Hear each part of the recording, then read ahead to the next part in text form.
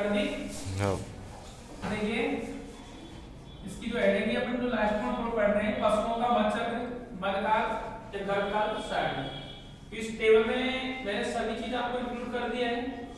उसमें यौवनारंभी, प्रथम प्रजनन आयु, मध्यकाल, मच्छर और गेस्टेशन। इसमें ये चीज अपन पढ़ेंगे कि गेस्टेशन पीरियड कौन से पशु का कितने दिन का होता है, गर्भकाल अवधि मतलब जब से गर्भ फैलता है और बढ़ता है तब। इसमें पहले तो हमने पशु का नाम भाई गाय है, देसी गाय जिसको हमारे गांव में लोकल जो क्षेत्रीय गाय होती है उसको देसी गाय बोलते हैं, उसका यौवनांश 24 माह है। देसी जो गाय होती है 2 माह में वो यौवनांश अपना बनाना स्टार्ट हो जाती है, उस क्रिया को यौवनांश कहते हैं। मतलब वो उस अवधि में आ जाती है कि गेस्टेशन अवधि में।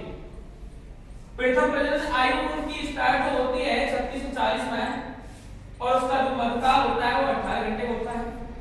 मध्यकाल जो मध में आती है कितने घंटे तक है, मध चक्र 21 दिन में कि भाई अब अपन ने वो पशु गर्भित करा लिया, वापस नहीं ठहर कितने बार पुनः उसी अवस्था में आएगा, उसे हम क्या बोलते हैं, क्या बोलते हैं मध्यकाल। कितने दिन में देसी गाय का 21 दिन। इसके बाद गेस्टेशन पीरियड जो हमारी गाय देसी गाय उसका 280 से 285 दिन। क्योंकि गेस्टेशन पीरियड सबका है तो फर्स्ट में हमारी देसी गाय का यौवन कितने माह का है 24, विदेशी गाय का 18, भैंस का 20, भेड़ का 10 माह भी बोलो करो भाई इतना है।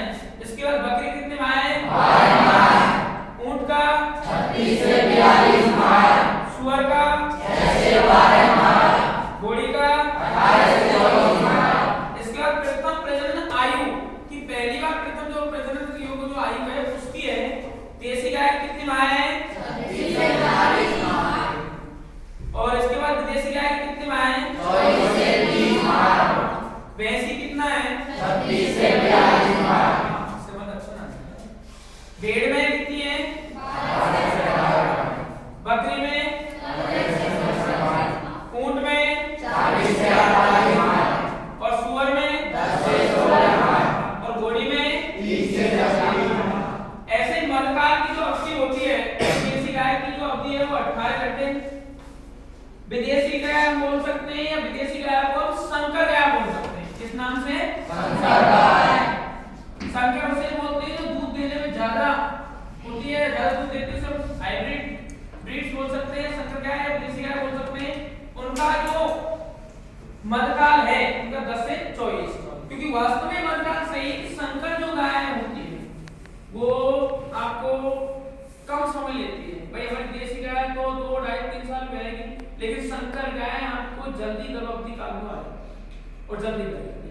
तो देखो हम 10 से 24 माह में मतलब बच्चिया बछड़ी जो पैदा हुई वो 10 से 24 माह में मध्यकाल में आ गई। समझ गए कितनी होती है। इसके बाद इसका कितना है भैंस का 12 से 36, इसके बाद हमारी भेड़ का बकरी सुअर और घोड़ी 4 से 5 दिन। इसके बाद हमारा मध्यचक्र तो सबका सेम आता है अधिकतर। देसी गाय हो विदेशी गाय हो भैंस हो, उसके बाद हमारा भेड़ का जरूर 16 है, बकरी का भी हमारा कितना है 21 और हमारा इसका जो ऊंट का कितना है 10 और लास्ट हमारा सुअर का 21 और घोड़ी का 21। इसके बाद हमारा आता है गेस्टेशन पीरियड और गेस्टेशन पीरियड जो दे रखा है आपको भैंस का 200 से 285 दिन। अब इसमें जरूरी नहीं है कि 282 का रहता है 284 भी आ सकता है, तो इसमें आपको कंफ्यूज नहीं होना है क्योंकि इसका रेस 280 से 85 बीच में आ जाए तो कोई ऐसी प्रॉब्लम नहीं है कि सेम होता है।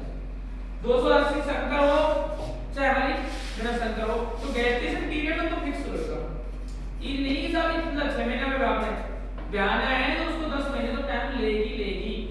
गाय 9.5 महीने लेती है, भैंस 10 महीने से ऊपर भी ले सकती है, एक आध 2-4 दिन कुछ भी हो सकता है, बाकी जो रेशो है इतना ही चलेगा।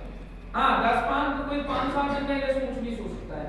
ऐसे हमारा भैंस का कितने दिन का है 305 से 310 दिन। अब 310 दिन आप लगा लो सब 10 महीने हो जाते हैं क्योंकि 1 महीने में 30 होते हैं, 10 महीने में 30 हो जाते हैं, तो दिन ही है ना 305 से 310। लेकिन आपको 315 भी लगा सकती है, 2-4-5 दिन का आगे कुछ हो सकता है, पहले भी आ सकती है बाद में भी जा सकती है। इसके बाद ऐसे हमारा इसका है बेड का 147 से 148, उसके बाद बकरी का जो गेस्टेशन पीरियड हो 150 से 151, बेड का कम है बकरी का ज्यादा है। इसके बाद अगर वो आता है वो ऊंट का, अब ऊंट तो आपको पता है वैसे बहुत बड़ा पशु तो उसका गेस्टेशन पीरियड वैसे भी लंबा होगा 390 से 410। इसके बाद हमारा आता है सुअर का 125 और घोड़ी का 340। लेकिन इनका एक और कॉर्नर रह गया, उस कॉर्नर को मैं आपको लिखा रहा हूं मटन, जिसको हम क्या बोलते हैं मांस। मैं यहीं पे पढ़ा रहा हूं, ठीक है भाई। किस पशु के मांस को क्या बोलते हैं?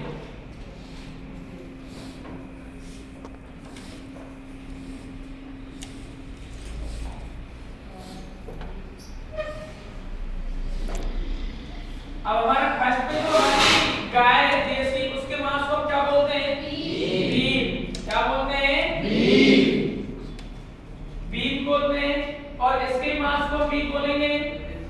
लेकिन गाय के बछड़ा का जो मांस होता है, इसके बछड़ा और बछड़े का मांस को क्या बोलते हैं? बीफ। क्या बोलते हैं? बीफ। भाई इसके मांस को बीफ बोल दिया, तो गाय के बछड़े के मांस को क्या बोलेंगे? बीफ। भैंस के मांस को बोलते हैं क्या? बफन। क्या बोलते हैं? बफन। इसके बाद आता है भेड़, और भेड़ के जो मांस होता है उसे बोलते हैं मटन। क्या बोलते हैं? मटन। मटन। और भेड़ के बाद बकरी का जो मांस होता है उसको बोलते हैं चेवन। क्या बोलते हैं? चेवन। इसके बाद ऊंट का मांस है, इसका देख रखा। इसके बाद सुअर के मांस को बोलते हैं पोर्क। क्या बोलते हैं? पोर्क। इसके बाद घोड़े का मांस भी दे रखा, लेकिन मुर्गी का मांस जरूर आता है। अब मैं यहाँ आपको मुर्गी का मांस दिखा रहा हूँ। मुर्गी का जो मांस होता है और उसके मांस को बोलते हैं चिकन। क्या बोलते हैं? चिकन। तो आप बता सकते हो गाय के मांस को क्या बोलते हैं? बीफ। भैंस के मांस को बफन। भेड़ के मांस को मटन। बकरी के मांस को चेवन। इसके बाद हमारा सुअर के मांस को पोर्क, और लास्ट हमारा आता है मुर्गी, इसके मांस को चिकन। बाकी ये हमारी गेस्टेशन पीरियड थी। इसके बाद पोवर्टी, प्रथम प्रजनन आयु, ईट साइकिल, मध्यकाल जिसको बोलते हैं, मध्यचक्र, ईट साइकिल बोलते हैं। मध्यकाल हीट पीरियड होता है, गेस्टेशन पीरियड होता है, मास होता है। इनकी ये सारी चीजें आपको डिटेल बता दी है। तो आप लोगों को ये सारी चीज समझ आ गई? क्लियर? मॉर्निंग क्लास में आपको कंप्लीट पढ़ा दी थी। ये तो अब मैंने आपको सिर्फ टेबल समझाई भाई इन चीजों की। और इसमें आपको क्या बता दूं, आप हकीकत बता दूं आपको, इसमें क्वेश्चन एक निकलता है। जेट हो, आईसीआर हो, बीएचयू हो, ऑल इंडिया की जितनी कंपटीशन एग्रीकल्चर क्लास होती है, शूट्स होती है, उनमें कोई एक प्रश्न फिक्स फंसता है। तो आपको पता है इस चीज कंप्लीट करा दी। अगर तो